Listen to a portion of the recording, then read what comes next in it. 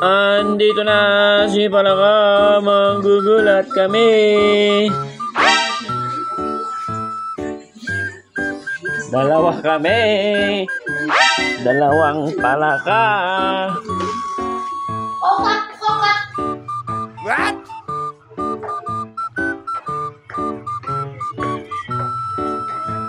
Pangit, ay joke lang. Uy! Dalawang palaka. Ikat. Yan si palaka. Nainggit na naman kayo. Si Mr. Krabs. Si Mr. Krabs. Yan si Mr. Krabs. Si SpongeBob naging isda. Hello?